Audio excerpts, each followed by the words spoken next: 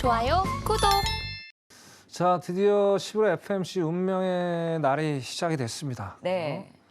전세가 뭐 아까 서두에 말씀드린 대로 상당히 긴장을 많이 하고 있을 겁니다. 왜냐, 또 연말이 이제 2달 남았잖아요. 일단 기본적으로 역사적으로 따져봐더라도 그죠? 또 중간 선거 이후에 한 몇 개월 정도의 이제 증시의 상승을 연출을 했고. 일단 이제 11월, 12월로 봤을 땐 좋은 것들이 과거 사례 봤을 때 좋은 현상들이 많습니다. 뭐 산타랠리라는 얘기도 있고, 그죠? 자, 평균적으로 일단은 좋게 봤는데, 자, 이번 11월 3일 한국 시간 새벽 3시죠. 자, 그때는 그걸 과거의 사례를 반영하면서 과연 좋은 식으로 시장이 반응할지 안 할지는 좀 지켜봐야 될 대목 중에 하나인데, 자, 오늘 제가 봐야 될 거는 아직은 그죠? 조금 우리가 좀 긍정적으로 생각하기에는 약간의 무리수가 좀 있지 않겠느냐라는 일단은 말씀을 먼저 드리고 본론으로 좀 들어가는 게 맞을 것 같습니다. 자, 거기에 대한 근거를 우리가 과거 사례를 보면서 한번 유추해낼 수가 있어요. 자, 불과 이제 잭슨홀 밀팅 8월 한 26일 날 있었죠, 그죠? 자, 8월 달만 해도 그때 어떻습니까? 상당히 뭐 랠리, 베어마켓 랠리가 형성이 될 거다.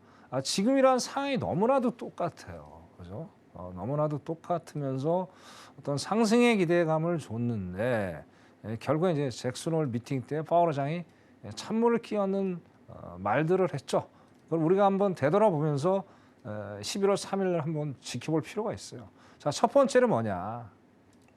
제일 중요한 건 핵심이에요. 자, 물가 상승률 2%로 올 때까지 무조건 우리는 끊임없는 강도 높은 긴축을 하겠다고 분명히 피력을 했어요. 그죠?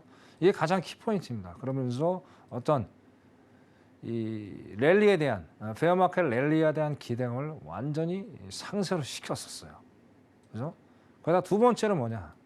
자, 가격 안정. 이게 또 큰 문제예요. 가격 안정이 지금 안 되고 있죠. 자, 물가 상승률이가 무슨 얘기입니까? 물가가 너무 많이 뛰고 있다는 거 아니에요. 그래서 가격 안정을 시키는 게 또 연준의 주된 목적입니다. 그죠? 물가 안정. 그죠? 이제 연준의 목표, 이게 해야 될 어떤 지향에 대한 어떤 목표들이 있는데 그 중에 가격 안정도 상당히 중요한 역할을 차지합니다. 그래서 가격 안정이 안 돼 있다.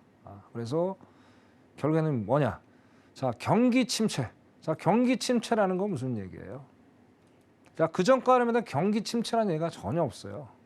자, 3월 달로 한번 넘어가 보자면, 자, 파월 의장이 분명히 그런 얘기를 했어요. 인플레는 일시적인 것이다.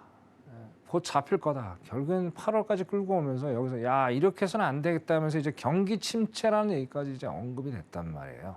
그러면서 시장이라는 게 뭐 기업이 될 때 개인이 될 수도 있겠죠. 그죠? 여러 가지 것들이 일단 노동시장도 될 수 있을 테고, 그죠? 자, 어떤 감소하더라도 강력한 통화 정책을 무조건 끌고 나가겠다. 그런 얘기를 잭슨홀 미팅에서 분명히 얘기를 했습니다. 자, 거기에서 우리가 답을 찾아야 되겠다. 자, 아까도 말씀드렸죠. 7월 달, 6월 달, 그죠? 7월 달, 8월 달, 그죠? 베어마켓 랠리에 대한 기대감 있었으나 결국에는 증시 또 안 좋은 방향으로 흘러갔다라고 말씀을 드리고 싶어요. 그래서 첫 번째로 잭슨홀 안에서 우리가 어떤 답을 찾아야 되지 않을까라고 말씀을 좀 드리고 싶습니다. 자, 다음 페이지 한번 보겠습니다. 자, 그러면서 여기서 또 나왔던 얘기가 있어요. 연준에 맞서지 말아라는 얘기를 했어요. 자, 기본적으로 여론 총재, 일부의 여론 총재들도 이제 여러 가지 얘기를 했었죠. 그때도 똑같이 블랙아웃 기간 전에 이번에 똑같습니까? 매번 반복이 되는 거예요. 뭐 전체 총재가 한 얘기가 아니고 결국 이제 FMC 시장은 누굽니까? 파월이잖아요. 그 사람 전에 이제 일부의 어느 총재들이 뭐 속도 조절론에 대한 얘기를 몇 분 또 하셨는데 결과는 이제 뭐 안 좋게 나왔죠. 근데 기본적으로 우리가 이걸 아셔야 돼요. 자, 연준은 그러니까 이 나라 경제 전체에 대한 거를 일단 책임을 져야 되잖아요. 뭐 고용 안정, 물가에 대한 아까 가격 안정 등등 여러 가지가 있겠죠. 근데 주식만 바라보지는 않잖아요. 근데 이제 월가 뭐 월스트리트 저널에서 계속 뭐 피벗에 대한 통화적 피벗에 대한 얘기가 나오는데 연준의 입장에서는 그거를 이게 뭐 좋게 바라보지 않는다는 얘기예요. 무슨 얘기냐? 일단은 경기 침체가 오더라 강력한 진출을 한다 그랬죠. 일단 경기 침체가 어느 정도 와줘야 돼요. 숫자가 어떻습니까? 일단 안 좋게 나와줘야 되는데 여전히 어떻습니까? 좋게 나오고 있다는 게 문제예요. 자, 그러면 증시가 어떻게 해요? 증시가 좋게 나오면 안 되겠죠. 그러면 연준이 한 일이 없잖아요. 그죠? 그렇기 때문에 증시가 일단 좋게 간다는 거는 연준의 입장에서는 절대 달가운 소리가 아니다. 그래서 일부 또 그때도 얘기를 했잖아요. 잭슨 홀 미팅 때 일부 총재가. 일단은 증시에서 어떤 연준의 어떤 기대를 저버리지 않았다. 이게 정상적인 시장이다. 그렇게 바라보면서 어떤 강력한 어떤 경고의 메시지를 보냈고, 그죠? 파월도 마찬가지예요. 인플레 파이터라고 그러잖아요, 요즘에. 이제 비둘기파적인 사람이 상당히 또 이제 내년이면 이 사람이 또 이제 연임을 할지 아니면 뭐 사퇴를 할지 뭐 거기에 대한 여러 가지 이제 이슈가 있겠죠. 뭐 그건 거두절미하더라도 어떻게 됐든 자기가 임기를 맡고 있는 그 안에까지는 어쨌든 책임 있는 어떤 정책을 펴나가겠다는 얘기가 그때 이제 잭슨 홀 미팅 때 다시 한번 나왔습니다. 거기다 또 어떻습니까? 또 한번 나왔던 게 9월경이죠. 가토 어떤 미팅 때 사회자가 또 그 얘기를 했어요. 지금 이제 요즘에 여론에 많이 나오죠. 11월 8일 아무래도 연준에 대한 중간선거가 있다 보니까 민주당 의원들이 그죠 상당히 지금 파월한테 압박을 지금 가하고 있는 입장인데, 가토 때 이제 그 사회자가 자 정치적인 어떤 중립성을 가지고 당신이 어떤 인플레이션 정책을 펼칠 수 있느냐 물어봤어요 분명히 그죠. 실시간으로 그때 제가 봤는데 뭐 일단은 뭐 이 파월이 공화당 사람이고 뭐 민주당 사람이 그걸 떠나서 일단 전 세계 경제 수장이잖아요, 그죠? 이 사람은 강력하게 이제 거기에 대해서 아니다. 나는 뭐 정치 중립을 위해서 지킬 거면 어차피 정책을 강도 있게 인플레이션은 제가 잡아야 되기 때문에 책무가 있다. 분명히 그 강도 높은 얘기를 했어요. 그런 것들. 그래서 그런 것 때문에 일단은 아까 말씀드린 대로 연준에 맞서고 있는 증시에 상당히 또 안 좋은 영향을 또 보여줬다. 그렇게 또 말씀을 좀 드릴 수 있을 것 같습니다. 자, 다음은 이제 9월 점도표를 한번 볼 필요가 있어요. 저번에도 이제 점도표를 한번 보여드렸는데, 자, 일단은 어떻습니까? 지금 뭐 2020년 말까지 이거 점도표 이제 왼쪽을 보시면 뭐 이제 글씨가 좀 작아서 안 보이시는데, 자, 기본적으로 4.5%가 제일 지배적이에요. 미니멈 4.5%라는 얘기예요. 미니멈 4.5%. 그죠? 자, 그러면 일단은 우리가 뭐 11월, 그죠? 0.75는 거의 확정적이죠. 확정적. 그죠? 그 다음에 이제 12월에 0.50에 대한 어떤 피벗에 대한 얘기가 있는데, 여기서도 이제 또 달리 오늘 또 이제 뉴스에서 나온 얘기가 뭐냐면, 자, 미국에 있다 저축률이 상당히 지금 높게 올라가 있어요. 그죠? 높게 올라가 있다 보니까 여기에 대해서 노동시장도 여전히 탄탄하고, 그래서 어떻게 보면 연준이 다시 한번 12월, 그죠? 0.5 이상도 또 올릴 수 있는 어떤 기준금리 기대치를, 연말에 어떤 기준금리는 4.5%의 맥스를 좀 잡았는데, 그죠? 요게 또 달라질 수 있을 거라는 생각이 좀 들어요. 또 11월 때 점도표가 나오겠죠. 거기에 따라 또 이제 2주 후에 나올 겁니다. 나오게 되면 그때 점도표가 또 상황이 바뀌어지면서 일단 어떤 2002년 말까지 최소 금리가 4.5% 이상으로 갈 수 있는 여지가 충분히 있겠다라고 또 생각을 들어요. 그래서 이 점도표를 보면서 그 다음에 이제 여기서 또 중요하게 봐야 될 게, 자, 만약에 이제 2025년도에 4.5 이상 만약에 나와준다면, 그죠?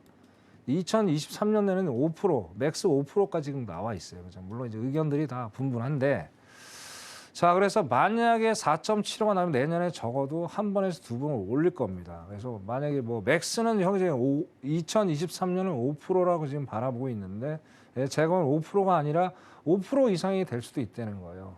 자, 이렇게 된다면 아까 이제 서두에 말씀드린 대로, 그죠? 올 만약에 어떻게 보면 올 연말까지 어떤 금리에 대한 최상의 금리에 대한 것이 어느 정도 정리가 되면서 내년에 금리를 이제 베이비 스텝을 밟는 어떤 기조로 갈 수도 있는데, 근데 우리가 바라봐야 될 게 11월에 또 CPI가 있고 12월에 CPI라는 숫자가 있잖아요. 또 PC 두 번의 그러니까 두 번의 PC, 두 번의 CPI.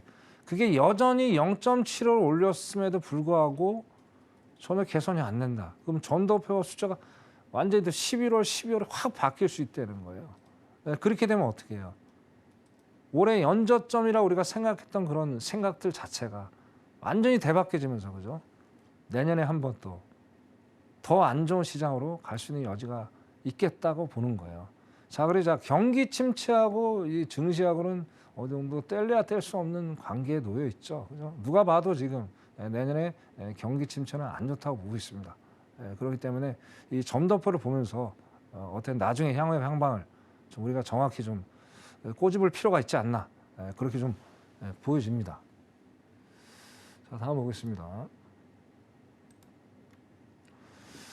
자, 그리고 좀 아까도 말씀드렸지만 결국에는 이제 그죠? 이제 11월 3일 새벽 3시까지 우리가 정말 집중해서 봐야 될 게 두 가지 리얼 데이터가 있어요.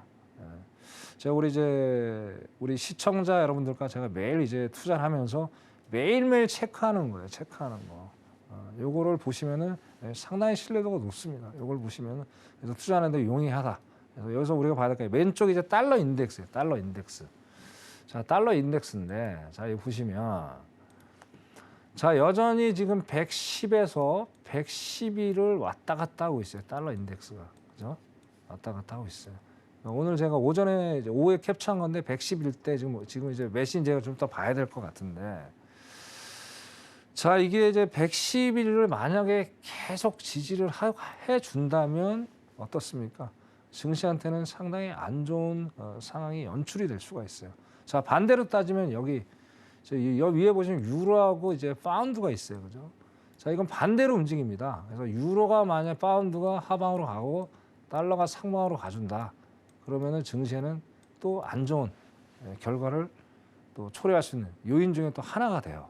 그래서 이거를 우리가 내일까지 그죠? 내일 어차피 새벽 3시 뭐 다 주무실 거 아니에요. 내일 주무시기 전까지 이 달러 인덱스를 예의주시하시면서 또 방향, 또 증시 방향을 미리 좀 체크해 보시는 것도 어떤 매매 투자력 하나의 팁이다. 그렇게 좀 말씀을 좀 드릴 수 있을 것 같아요. 자, 그다음에 두 번째로 봐야 될 게 뭐냐면 자, 여전히 지금 금리 그죠? 금리가 이제 장단기 금리 현상이 지속적으로 이루어지고 있다는 게 지금 가장 또 우리가 심각하게 바라봐야 될 상황이에요. 뭐 저번 주에도 말씀드렸지만 여전히 지금 맨 위에 보시면 이제 3개월물이 4.2%, 그죠?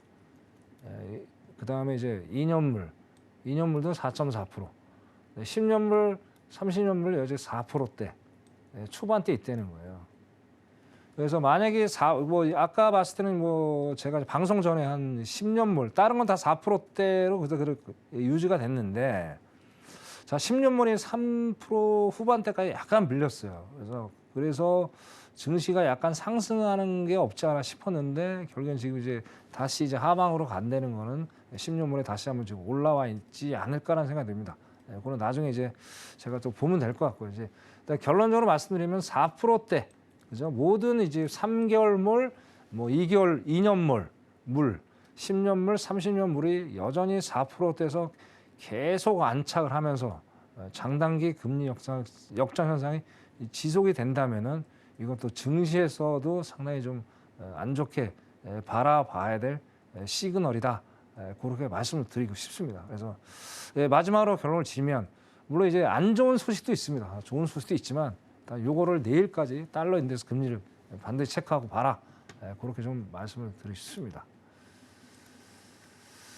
자, 이제 마지막으로 이제 체크 포인트입니다.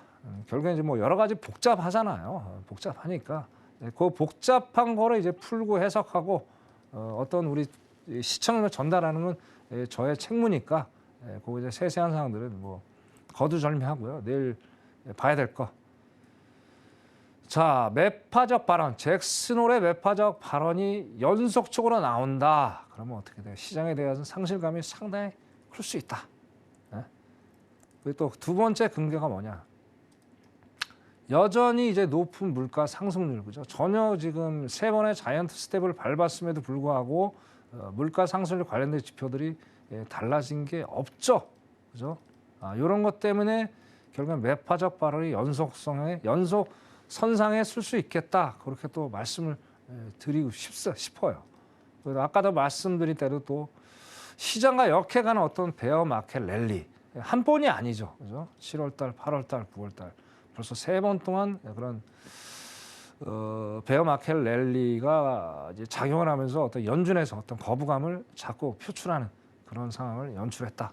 그래도 말씀을 드리고 싶고, 자 마지막으로 이제 인플레이션의 지표 2%라는 건 PC입니다.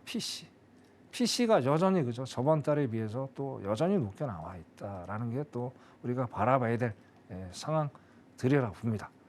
자 일단은 이제 약간의 좀 안 좋은 소식들은 일단 4가지를 압축을 하고 있고요. 자 그나마 또 이제 긍정적인 면도 없지 않아 있습니다. 그죠? 12월에 일단 속도 조절론 요게 핵심이겠죠. 그래서 파월이 만약에 이 속도 조절론에 대한 뭐 다른 해준다면 시장은 긍정적으로 반응해서 뭐 아까 마지막으로 서두에 말씀드린 대로 산타 랠리, 베어 마켓 랠리, 또 중간 선거에 대한 어떤 랠리가 이어질 수 있는 긍정적인 시그널이 올 수도 있겠다. 그렇게 해석을 할 수 있을 것 같습니다. 자, 오늘은 여기까지 이제 말씀을 드리고요. 일단 자세한 사항은 노란톡에 들어오셔서 상담을 하시고, 중요한 거는 그 11월 3일 날 결과가 나옵니다. 그 전까지는 누구도 알 수가 없어요. 파월만이 알고 있는 거잖아요. 그래서 거기서 너무 용감하게 투자를 절대 가시면 안 됩니다. 절대 가시면 안 되고, 자 그때 결과치에 보시면서 어떤 투자를 짜라. 자 그래도 모르겠다. 결과 나와서 어떻게 가야 될지. 그럼 노란톡에 들어오십시오. 그 답을 천명함께 풀어 나가시는 게 현명한 방법이 아닐까 그렇게 생각을 해봅니다.